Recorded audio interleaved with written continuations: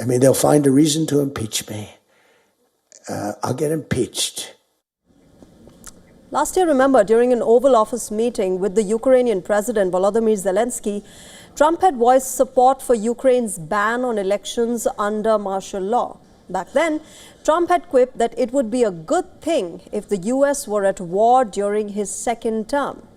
So why the dread for the midterms? Well, historically, remember, incumbent American presidents almost always lose seats. Since 1934, only 2 presidents have been able to buck this trend. The first was Democratic President Franklin D. Roosevelt, who won 9 House and 9 Senate seats in 1934. The second was Republican President George W. Bush, who won 8 House seats and 2 Senate seats in 2002. Currently, the Republican Party enjoys a majority in the U.S. Congress. Of the 435 seats in the House of Representatives, the Republicans hold 218 seats, while the Democrats have 213. 4 seats are vacant. In the American Senate, Republicans hold 53 seats, while the Democrats have 45. 2 senators are independent. In the midterm polls in November this year, all 435 seats in the House of Representatives and 35 Senate seats will be up for grabs. The midterms will challenge the Republican Party's slender majority in the U.S. Congress. Losing control of either house will be a big boost to the Democrats, who have so far struggled to block Donald Trump's policy moves in the Congress. All right, let me welcome Professor Andrew Latham. He is a distinguished scholar of international relations, strategic studies and political economy, joining us on the broadcast at the moment. Good evening. Welcome, Dr. Latham. I want to start by asking you how you see Donald Trump's latest statement. You know, he's been making all of these statements as far as the midterms are concerned, sometimes saying that he'll be impeached if the Republicans lose, now saying that I've achieved so much that you don't need a midterm. Is this a joke, as Caroline Leavitt will have the world believe, or is it some sort of anxiety coming up about the kind of results that Republicans expect? Well, I think it's both and. Clearly an offhand, somewhat facetious remark, but also revealing of an anxiety that these midterms are not going to go the way he would like. That most presidents, when they approach the midterms, if they're confident, they run on the results, they run on their record. If they're anxious, as he appears to be, they question the rules, even if facetiously. And if you question the rules, you raise questions about the outcome of those rules generate. So it's both a reflection of his anxiety around this upcoming midterm and also his attempt to sort of preemptively frame the outcome, which is going to be bad for the Republican Party by all accounts, in ways that minimize the hit, shall we say. And so, Mr. Latham, you know, there have been statements where he's also said that during his second term and near to the midterms, U.S. should be at war because historically that's always helped American presidents in getting the numbers up as far as approval ratings are concerned.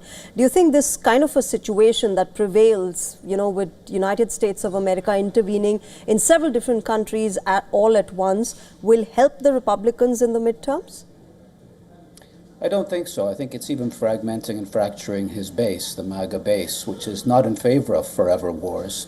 Yes. And which part of which at least looks askance at his interventions in Venezuela and possibly in Iran and elsewhere, Greenland, for example. So I don't think it will help. Also, this is not post 9/11, which benefited the younger George Bush enormously. This is not the height of the Great Depression, which benefited FDR back in 1934. This is a different moment, and these wars are not galvanizing, they're polarizing. And they're even polarizing within the right on the American political spectrum, within the MAGA base. I don't think that his military adventurism is going to pay electoral dividends by any means.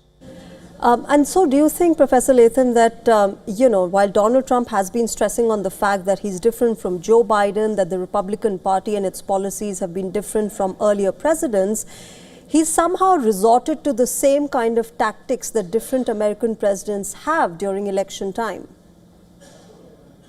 Well, it's a very limited toolkit, and there's not a lot of tools in it.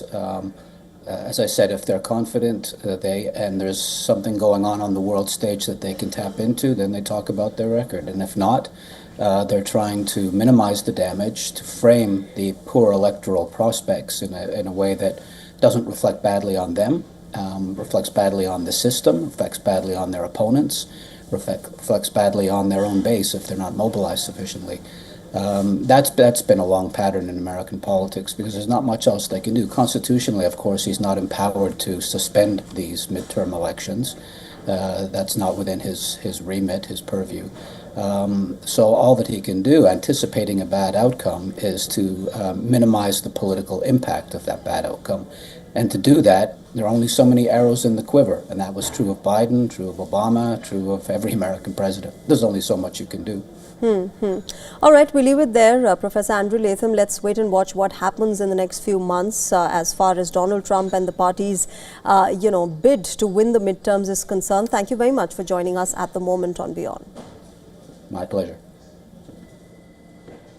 All right, let's shift our focus now to India, where the Bharatiya Janata Party and its allies are looking at a massive victory in the Maharashtra civic body polls. The BJP-led Mahayuti alliance is expected to win at least 19 out of the 29 municipal bodies that went to polls on Thursday. And possibly the biggest scalp among them is Mumbai's municipal body, the BMC. The BMC, or the Brihan Mumbai Municipal Corporation, is the richest governing civic body in India, and it is on the cusp of major change. As the BMC election results continue to trickle in, it seems that 26 years of Shiv Sena rule is about to come to an end. The Mahayuti alliance seems poised to win this election and take control of the civic body. The latest results published at 5 p.m. this evening show that the Bharatiya Janata Party won 76 wards. The BJP's partner, Shiv Sena, the Eknath Shinde faction, has won 20 seats.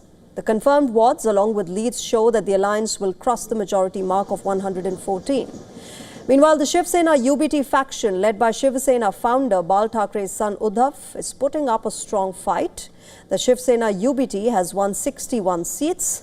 Its ally, the Maharashtra Navanirman Sena, led by Uddhav's cousin Raj Thackeray, has won 6 seats.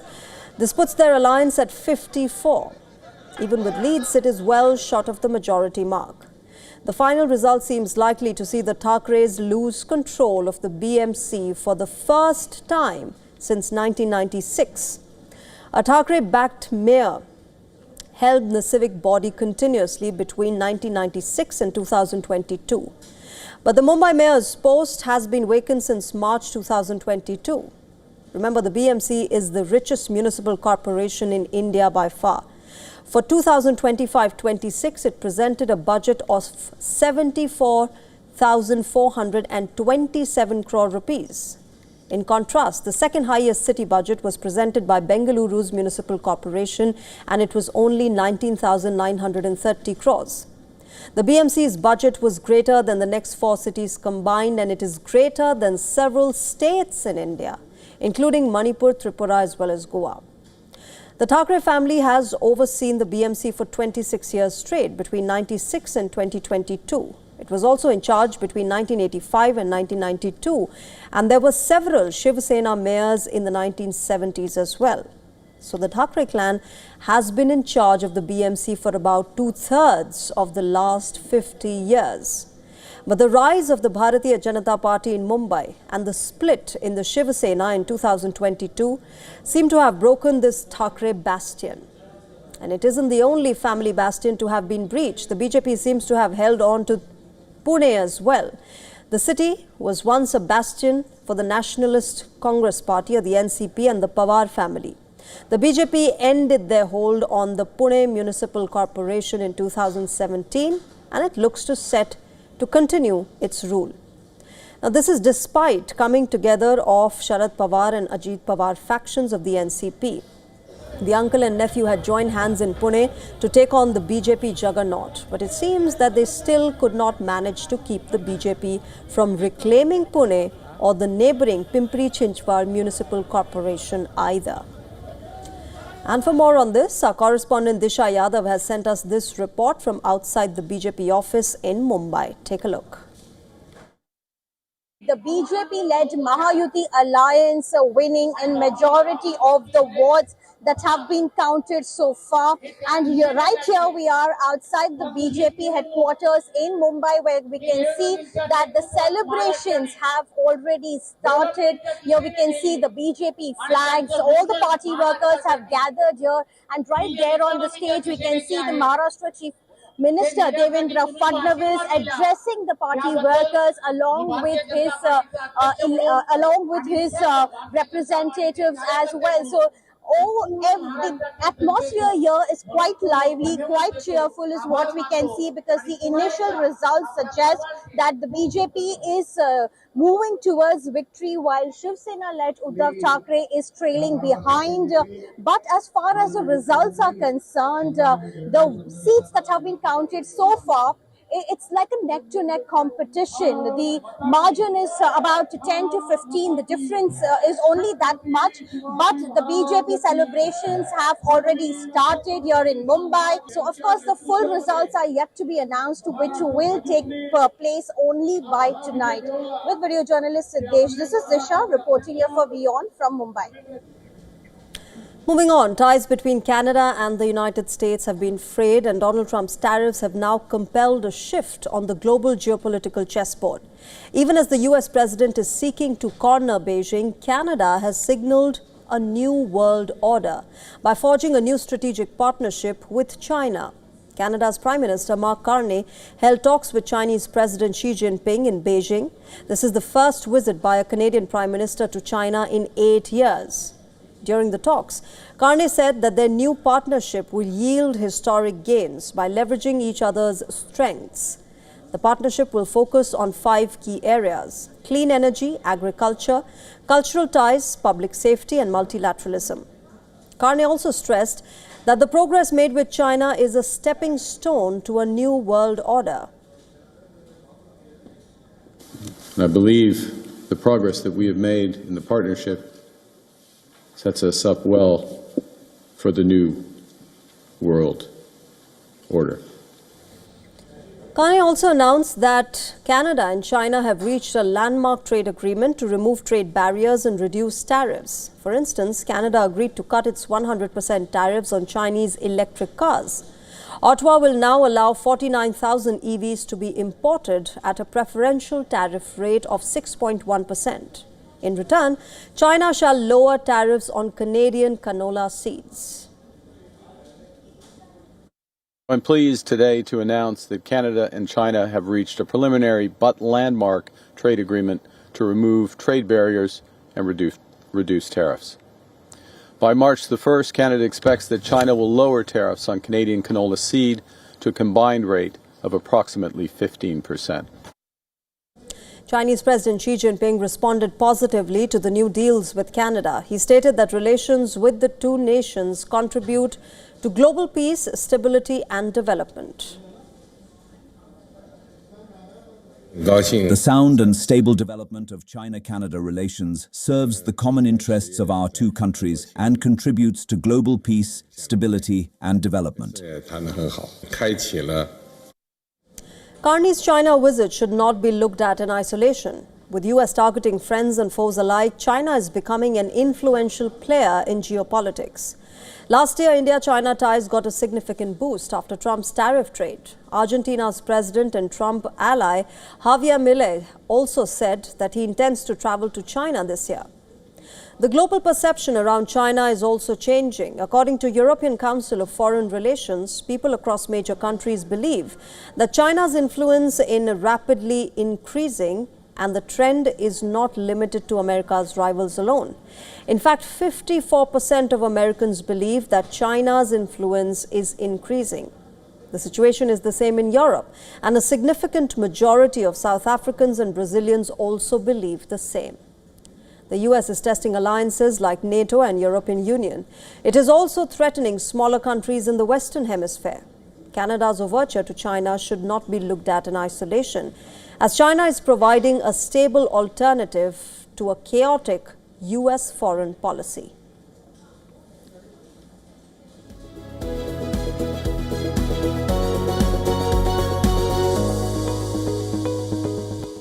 U.S. Secretary of War Pete Hegseth is making moves to control the Stars and Stripes. No, we're not talking about the flag of the United States.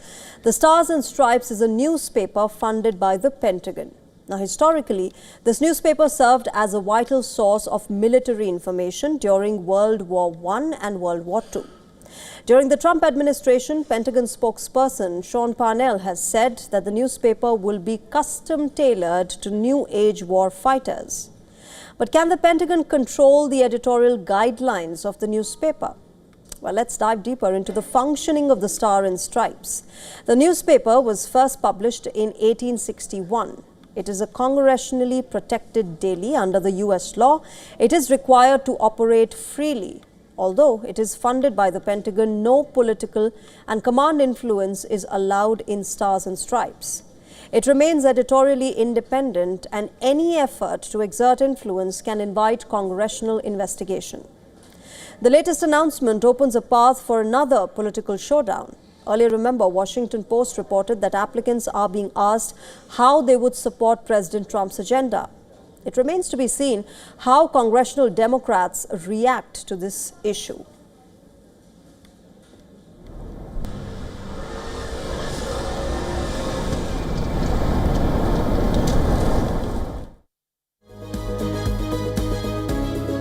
After Greenland, will U.S. President Donald Trump target Iceland next? Well, a row is brewing between the two nations over comments by the incoming American ambassador to Iceland, Billy Long. Long is a former Republican Party congressman who is Trump's pick to become the next U.S. ambassador to Iceland. He's waiting confirmation for the U.S. Senate for his new assignment, but a petition is doing the rounds in Iceland asking that the country's foreign ministry reject Long as the ambassador. This is over an alleged joke that he made on Wednesday. Long quipped that Iceland would become the 52nd American state and he would be the governor. The comment has caused an uproar in Iceland. The country's foreign ministry has reportedly contacted the U.S. embassy in the country and asked to verify Long's comments. When asked about the row, Long claims that he made this comment in jest. In fact, he said that it was in response to a joke doing the rounds in the U.S. House of Representatives. Some American lawmakers were allegedly joking about the role of Donald Trump's new special envoy to Greenland, Jeff Landry. The joke was that Landry, who's the incumbent governor of Louisiana, was going to become the governor of Greenland as well. And that is when Long apparently chimed in, saying he would become the governor of Iceland. Well, many in Iceland did not find this joke funny. More than 4,000 people have signed the petition asking for Long's rejection. And an MP from Iceland's ruling coalition pointed out that his country could also be in Trump's crosshairs soon. In fact, he said that all of America's justifications for wanting Greenland could apply to Iceland as well because of its location.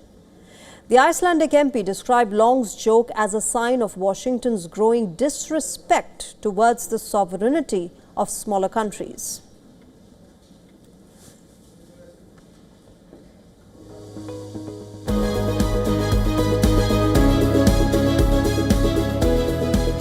All right, let's shift our focus to the African continent. Counting is still underway in Uganda after the East African country held its general elections on Thursday this week. People there voted for both the parliamentary representatives and the presidency. Now, partial results that have come in show another landslide victory for the president, Yoweri Museveni. He has ruled Uganda continuously for almost 40 years already, and with 76% of the provisional vote, the 81-year-old Museveni seems to be looking at his 7th term as president. His main opponent during this election is singer-turned-opposition leader Bobi Wine. Uganda's election commission says that Wine currently holds about 20% of the vote, and reports say that he is currently under house arrest. 43-year-old Bobi Wine has been placed under house arrest a number of times before. Remember, he was detained immediately after he voted in the last presidential election in 2021 as well.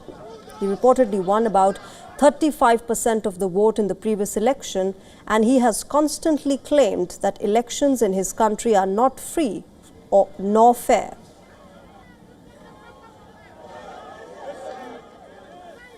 As we hold our general elections in Uganda, the world should be reminded that we're holding elections in the dark. The internet has been switched off across the country. This is done in order to facilitate the intended rigging of the regime. Otherwise, why would the people of Uganda be denied the right to communicate, and why the Ugandan election should be held in the dark? Uganda was under an internet blackout on polling day. Foreign observers criticized the election as being marked by repression and intimidation. And this election is widely expected to prolong Museveni's rule. Reports also say that Museveni has been grooming his son, who is Uganda's military chief, to take over after him.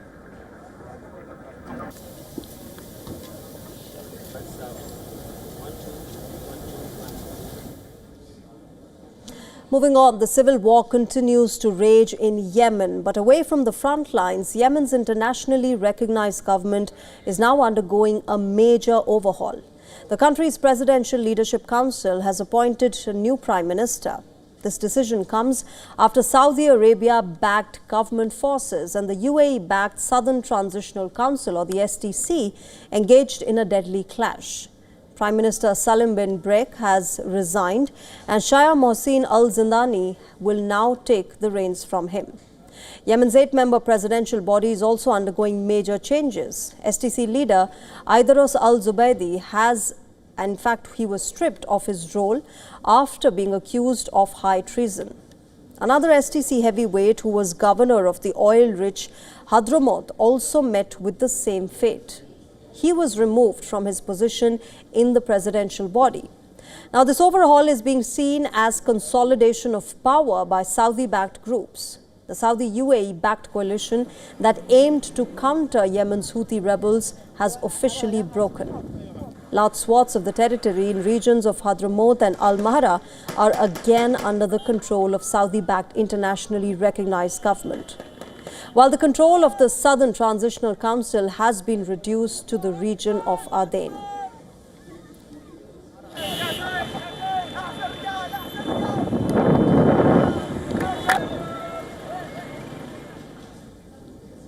And with that, it's a wrap on this edition of Race to Power. But as always, we'll keep getting you news from across the world. For now, bye-bye.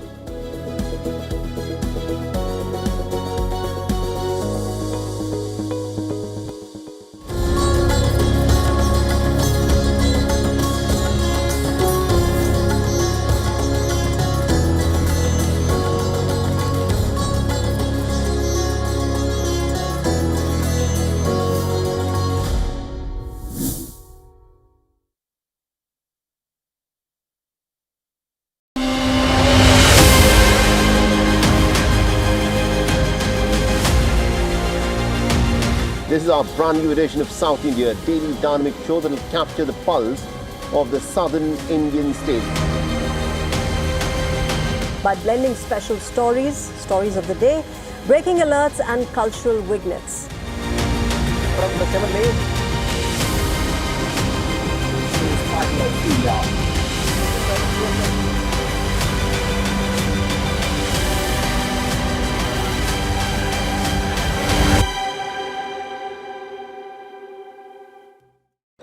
The stress of our world can take a toll on our physical and emotional health. Here, in New York's Catskill Mountains, lies a luxurious place of healing called WION Wellness Center.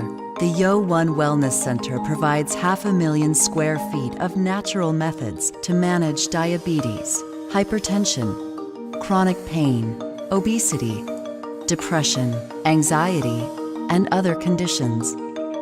We use the traditions of centuries-old natural science from India, yoga, Ayurveda, acupuncture, and naturopathy in personalized programs that help you take charge of your own health. A minimum 5-day stay is recommended for best results. Book now at yo1.com. The world's most powerful minds gather. Decisions that shape our future are made. From the Swiss Alps to you. Starting January 19th,